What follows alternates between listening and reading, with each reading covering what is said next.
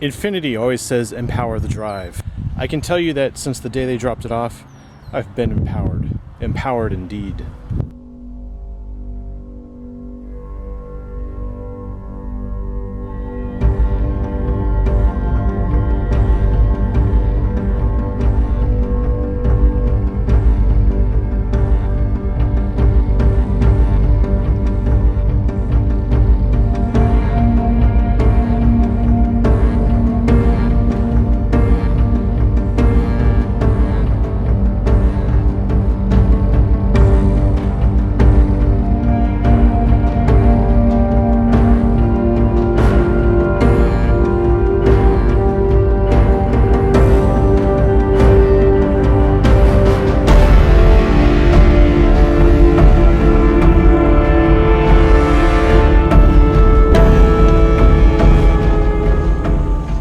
Well, here it is, the Infiniti Q70s.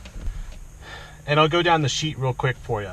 First of all, it's a 5.6 liter V8 engine, naturally aspirated, 420 horsepower, 417 pound-feet of torque.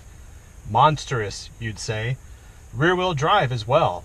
So I think I'm going to explain this vehicle as we go, well, in a car like this, what do? You do donuts. When you start it up, obviously it goes into a driving position. That's a setting in the vehicle.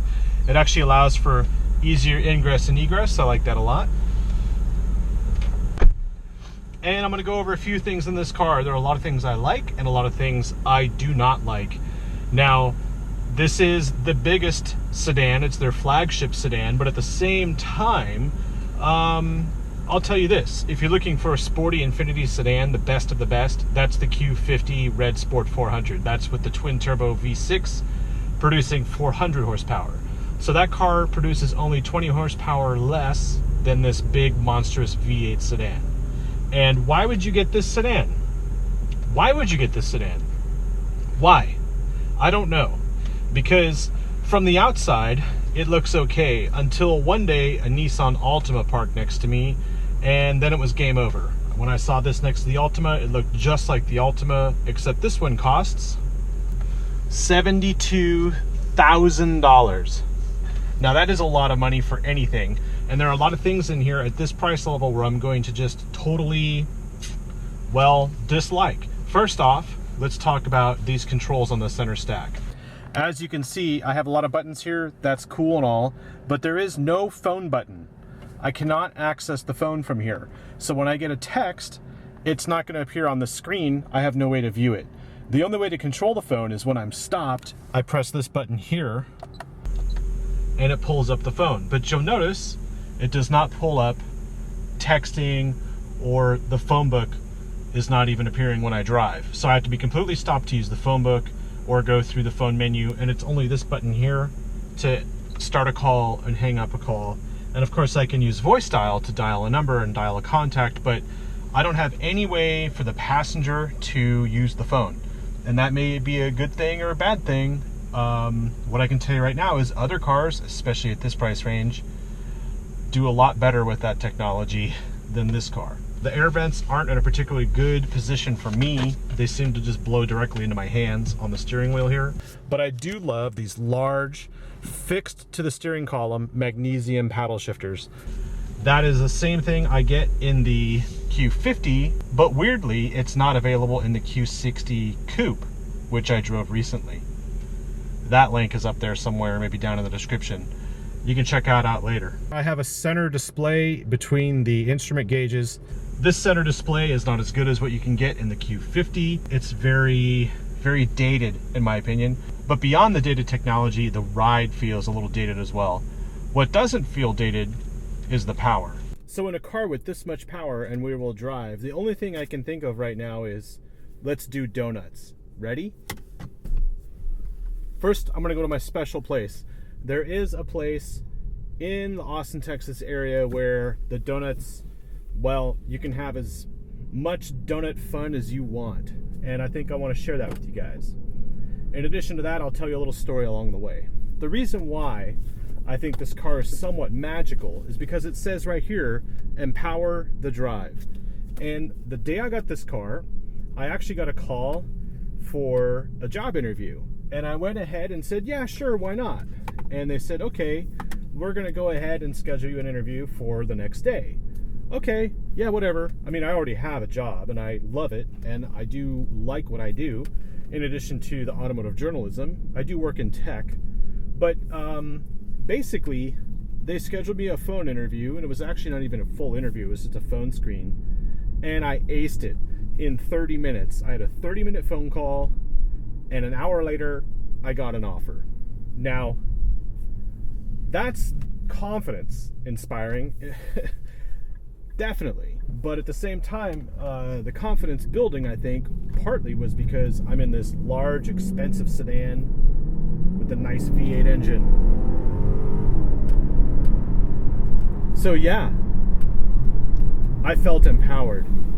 And then on the weekend, I went to this karaoke bar and started singing and dancing with, well, a bunch of girls at this karaoke bar.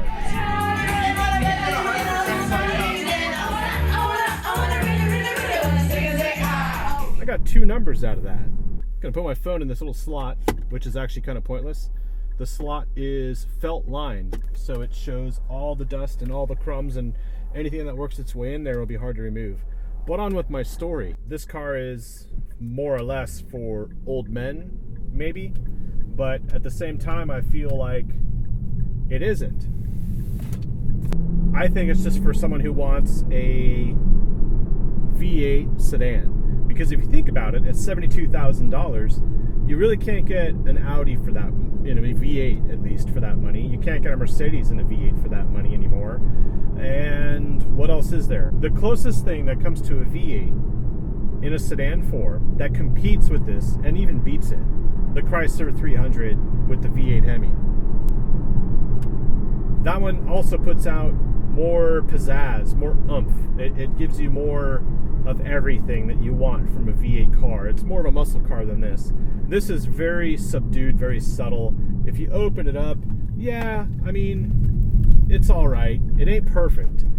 I think it's definitely hampered by its 7-speed automatic transmission. It's too short. It's got 7 speeds, and it maxes out at 60 miles an hour in second gear at redline.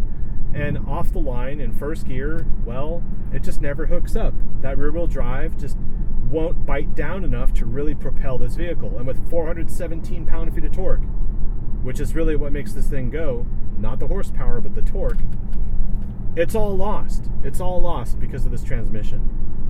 Secondly, the handling. Even though this is the sport model, it has a better suspension, a sports suspension, and nice wheels. They look great.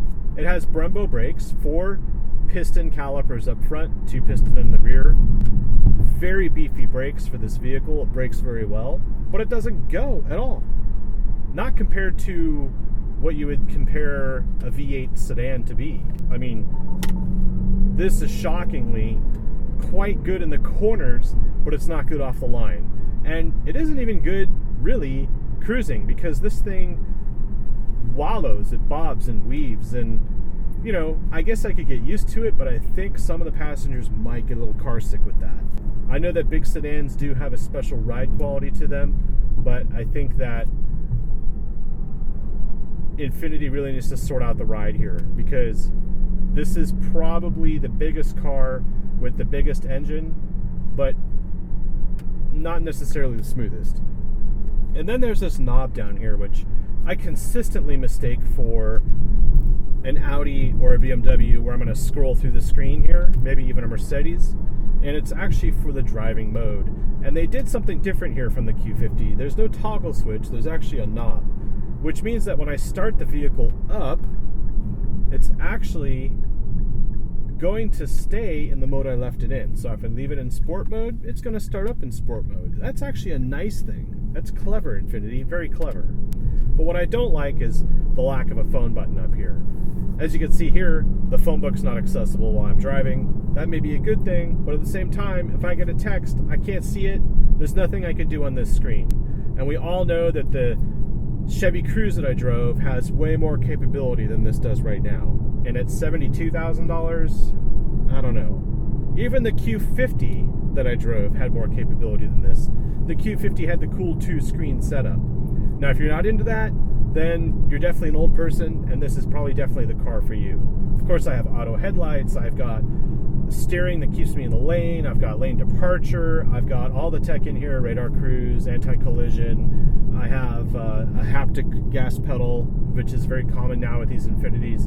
It gives forced feedback. If you approach a car too quickly, that's like a warning sign, and of course, if you still ignore that, it'll apply the brakes. One button here that I do like is the same button I get in the Q60 that I drove, and actually in the Nissan Armada, and that allows you to just sort of cruise in stop-and-go traffic, and if your foot's off the accelerator, it will pace the car in front by slowing down. If that car slows down, this slows down. If it stops, this stops. But nothing is controlled that way with the acceleration. So I guess it's good because you'll need to use it to look at your phone when you get texts or want to call somebody and you're not stopped. Not that I recommend that, but it seems like that's what a lot of Infiniti drivers may be doing. But at least they're not going to crash into the person in front of them. Now, I do have heated and cooled seats in here. Let me turn on some lights for you. I do have some heated and cooled seats in here up front, and these knobs are befuddling. They don't light up at night, so when the headlights are on and it's pitch black outside, they are not illuminated. And just like a faucet, left is hot, right is cold. These are opposite. Left is cold, right is hot. Meaning that cold is going to turn on the ventilation through these front seats, and they do quite a good job, but you can't have ventilation and heated seats on. And because there's no way to see what's on at night, I could get in and then in 5 minutes after a hot date think it's a hot date, but actually it's just that my heated seat was left on full heat. I'm on this road because we're going to head over to do some donuts, and I figured I'd take you guys on this windy road. I took the Golf R here, I took the Jetta GLI here, I took a lot of vehicles on this road. They're all a lot smaller than this. This is the biggest car I've taken on this road, but let's just see how it behaves. Stick my phone in my pocket here.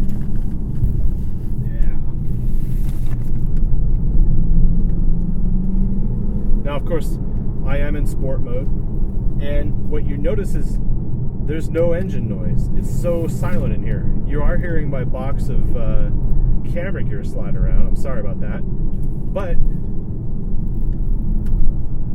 what's remarkable is I can toss this car through these turns like I could a Golf R.